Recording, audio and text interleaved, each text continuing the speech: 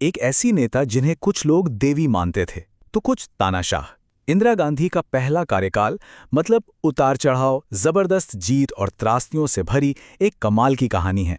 तो चलिए आज उनके 1966 से 1977 तक के उस सफर को करीब से देखते हैं जिसने भारत को हमेशा के लिए बदल कर रख दिया। इंदिरा गांधी की विरासत को समझना। ये एक सिक्के के दो पहलुओं को देखने जैसा है। एक तरफ तो वो गरीबों की मसीहा हैं, हरित क्रांति लाईं, बैंकों को आम आदमी के दरवाजे तक पहुंचाया और हाँ, 1971 में पाकिस्तान पर वो जबरदस्त जीत दिलाई। लेकिन जैसे ही आप सिक्का पलटते हैं, तस्वीर पूरी तरह बदल जाती है।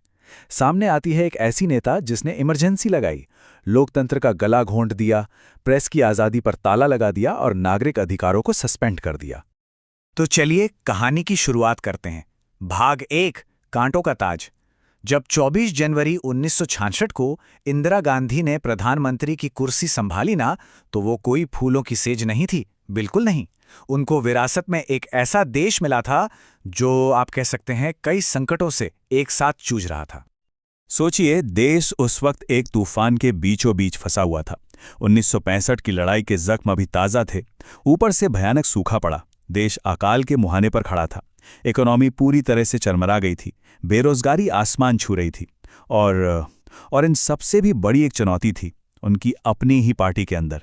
कांग्रेस के पुराने बड़े नेताओं का एक गुट था, सिंडिकेट कहते थे उसे, जो उन्हें बस एक गूंगी गुड़िया समझता था। उन्हें लगता था कि वो इन्हें अपनी उंगलियों पर नचाएंगे। और आते ही उन्हें एक ऐसा कड़वा फैसला लेना पड़ा जो किसी भी नए नेता के लिए बहुत मुश्किल होता। 6 जून 1966। इस तारीख को उन्होंने एक ही झटके में भारतीय रुपए की कीमत 36.5% कम कर दी। अब देखिए, कागज पर तो इसका मकसद था एक्सपोर्ट बढ़ाना, विदेशी मदद लेना, लेकिन सड़क पर आम आदमी के लिए इसका सीधा मतलब था एक ही चीज, कमर तोड़ महंगाई। तो अब आता है कहानी का दूसरा हिस्सा, जनवादी मोड़। इन सारी चुनौतियों ने, खासकर सिंडिकेट की चुनौती ने इंदिरा गांधी को एक नया रास्ता दिखाया। उन्होंने तय किया कि वो पार्टी के इन बड़े बड़े नेताओं को बाईपास करके सीधे सीधे जनता से जुड़ेंगी। और इसके लिए उन्होंने कुछ ऐसे बोल्ड, ऐसे साहसिक कदम उठाए जिन्होंने इंडियन पॉलिटिक्स का नक्शा ही बदल दिया। लेकिन उस वक्त का सबसे बड़ा, सबसे जरूरी सवाल क्या था? सवाल ये था कि भूख से तड़पते इस देश का पेट कैसे भरा जाए। अगर देश को बचाना था तो इस सवाल का जवाब ढूंढना ही था। और जवाब मिला ग्रीन रेवोल्यूशन, यानी हरित क्रांति में। ये एक 3 पॉइंट स्ट्रैटेजी थी। पहला, किसानों को हाई यील्ड वाले बीज दिए गए, मतलब ऐसे बीज जो ज्यादा फसल दें। दूसरा, उन्हें गारंटी दी गई कि सरकार उनकी फसल एक मिनिमम सपोर्ट प्राइस यानी एमएसपी पर जरूर खरीदेगी। और तीसरा, फूड कॉरपोरेशन ऑफ इंडिया यानी एफसीआई ने जिम्मा लिया कि ये अनाज देश के कोने कोने तक पहुंचेगा। लेकिन हरित क्रांति एक दोधारी तलवार साबित हुई। एक तरफ तो ये कमाल था, 1974 आते आते भारत ने भूखमरी पर काबू पा लिया, हम अनाज के मामले में आत्मनिर्भर हो गए। लेकिन इसकी एक कीमत चुकानी पड़ी। इसका फायदा ज्यादातर पंजाब, हरियाणा और वेस्टर्न यूपी जैसे कुछ ही इलाकों को मिला। नतीजा, देश के अमीर और गरीब हिस्सों के बीच की खाई वो और भी चौड़ी हो गई। फिर आई 19 जुलाई 1969 की रात और इंदिरा गांधी ने एक और पॉलिटिकल धमाका किया। रातों रात देश के 14 सबसे बड़े प्राइवेट बैंकों का राष्ट्रीयकरण कर दिया गया, मतलब उन्हें सरकारी बना दिया गया। ये एक बहुत बड़ा क्रांतिकारी कदम था। इसका सीधा मकसद था बैंकिंग को कुछ अमीर उद्योगपतियों के चंगुल से निकालना और उसे देश के गांव, किसान और गरीब तक पहुंचाना।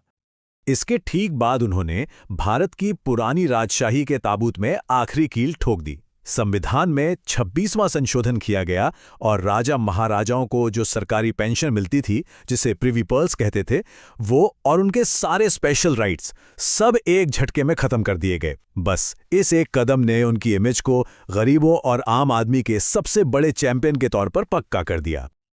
और इन सब कदमों के बाद अब हम पहुंचते हैं उनके कार्यकाल के पीक पर। कहानी का तीसरा हिस्सा, भारत की आयरन लेडी। ये वो दौर था जब एक जंग ने उन्हें ना सिर्फ देश में बल्कि पूरी दुनिया में एक बेहद ताकतवर नेता बना दिया। 93,000 दिसंबर 1971 में ये नंबर पूरी दुनिया में गूंज रहा था। क्यों? क्योंकि ये उन पाकिस्तानी सैनिकों की संख्या थी जिन्होंने इंडियन आर्मी के सामने सरेंडर किया था। ये सिर्फ एक जीत नहीं थी, ये बांग्लादेश का जन्म था और दुनिया के इतिहास की सबसे बड़ी मिलिट्री जीतों में से एक। और इसी जबरदस्त जीत ने इंदिरा गांधी को एक नया नाम दिया, एक नया खिताब दिया, भारत की आयरन लेडी। पूरी दुनिया ने उन्हें एक ऐसे लीडर के तौर पर देखा जो कड़े से कड़े फैसले लेने से जरा भी नहीं हिचकिची। कहानी का चौथा हिस्सा, गहराता तूफान। कहते हैं ना, सत्ता के शिखर पर ज्यादा देर टिकना आसान नहीं होता। 1971 की जीत का जश्न अभी ठीक से खत्म भी नहीं हुआ था कि देश पर मुश्किलों के बादल एक बार फिर से घिरने लगे। ये एक परफेक्ट स्टॉर्म जैसी सिचुएशन थी। मतलब सारी मुसीबतें एक साथ आ गईं। 1973 में दुनिया में तेल का संकट आया और हमारी इकोनॉमी की तो कमर ही टूट गई। महंगाई, बेरोजगारी, सबने पुराने रिकॉर्ड तोड़ दिए और इस जलती हुई आग में घी डालने का काम किया जेपी, यानी जयप्रकाश नारायण जैसे नेताओं ने, जिनके भ्रष्टाचार विरोधी आंदोलनों ने पूरे देश को हिलाकर रख दिया था। और फिर आई वो तारीख जिसने इंडियन डेमोक्रेसी की नींव हिला दी। 12 जून 1975 इलाहाबाद हाई कोर्ट ने एक ऐसा फैसला सुनाया जिसकी किसी ने कल्पना भी नहीं की थी। कोर्ट ने देश की प्रधानमंत्री को, हाँ प्राइम मिनिस्टर को ही, चुनावी धांधली का दोषी पाया और उनका इलेक्शन रद्द कर दिया। अब इंदिरा गांधी की कुर्सी सीधे सीधे खतरे में थी और इसी फैसले ने उस तूफान की जमीन तैयार कर दी जो बस आने ही वाला था। और अब आता है इस कहानी का 5वां और सबसे विवादास्पद अध्याय, लोकतंत्र पर ग्रहण। यह उनके कार्यकाल का वो पन्ना है जिसे भारतीय इतिहास का सबसे काला दौर भी कहा जाता है, इमरजेंसी। इसके बाद जो कुछ हुआ वो किसी तेज रफ्तार पॉलिटिकल थ्रिलर जैसा था। देखिए कैसे हुआ सब कुछ। 12 जून हाई कोर्ट का फैसला उनके खिलाफ आया। 24 जून सुप्रीम कोर्ट से भी कोई पूरी राहत नहीं मिली, बस एक कंडीशनल स्टे मिला। और फिर सिर्फ 24 घंटे के अंदर 25 जून की रात को उनकी सलाह पर राष्ट्रपति ने पूरे देश में नेशनल इमरजेंसी लगा दी। अब सवाल ये है कि ये किया कैसे गया। इसके लिए इस्तेमाल हुआ संविधान के आर्टिकल 352 का, और वजह क्या बताई गई? सिर्फ एक शब्द, आंतरिक अशांति या इंटरनल डिस्टर्बेंस। बस इसी एक, कह सकते हैं, अस्पष्ट से शब्द की आड़ लेकर भारत के पूरे डेमोक्रेटिक सिस्टम को सस्पेंड कर दिया गया। इमरजेंसी के वो 21 महीने भारतीय लोकतंत्र के लिए एक बुरे सपने से कम नहीं थे। अखबारों पर सेंसरशिप लगा दी गई, मतलब उनकी जुबान पर ताला। विपक्ष के जितने भी बड़े नेता थे सबको उठाकर जेल में डाल दिया गया। लोगों के फंडामेंटल राइट्स छीन लिए गए, यहां तक कि जीने का अधिकार भी। और इसी अंधेरे दौर में एक नई पावर खड़ी हुई, संजय गांधी की। वो एक तरह से समानांतर सरकार चला रहे थे और उनके जबरन नसबंदी जैसे अभियानों ने पूरे देश में एक डर का माहौल बना दिया था। और अब कहानी का आखिरी हिस्सा, भाग 6, जनता का फैसला। लगभग 21 महीने की इमरजेंसी के बाद इंदिरा गांधी ने अचानक चुनाव कराने का फैसला किया। शायद उन्हें पूरा यकीन था कि वो ही जीतेंगी।